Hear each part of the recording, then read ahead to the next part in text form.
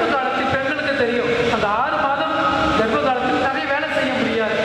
அந்த ஒரு வேதனையை அறிந்த அன்னை மரியாள் அடுத்தவருக்கு நான் உதவி செய்ய வேண்டும் என்று எலிசபெத் அவள் நோக்கி 6 மாதம் அவரோடு தங்கி அவருக்கு உதவி செய்கின்றார்.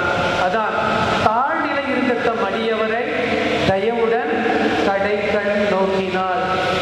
அப்ப நம்மளுக்கு அந்த ஒரு தாட்சியான எண்ணம் நம்மில் இருக்கின்றதா?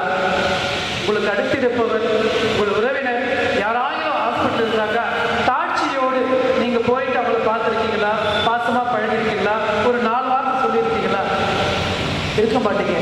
இதைத்தான் நீங்க அன்னை மரியாதையில நாம் கற்றுக்கொள்ள வேண்டும்.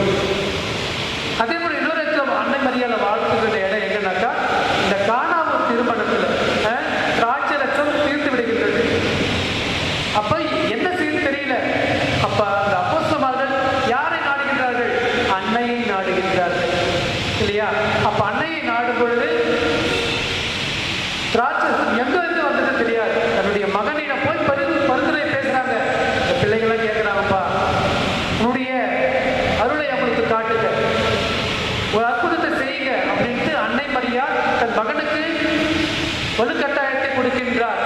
ஆண்டவர் இயேசு கிறிஸ்து அந்த நீரை ரசமாக மாற்றுகின்றார். அப்பொழுது அனைவரும் அந்த ரசத்தை பருகும் பொழுது ஒரே ஆச்சரியம், இவ்வளவு அருமையான ஒரு ரசம் எங்கிருந்து வந்தது? யாரால் வந்தது? யாரால் உருவாக்கப்பட்டது? அப்ப யாரால் உருவாக்கப்பட்டது என்றால் மரியா. அப்பொழுது அந்த இடத்தில் அப்போஸ்தலர்கள் அன்னையை வாழ்த்துகின்றார்கள். மரியே நீ வாழ்க, நாங்கள் என்னுடைய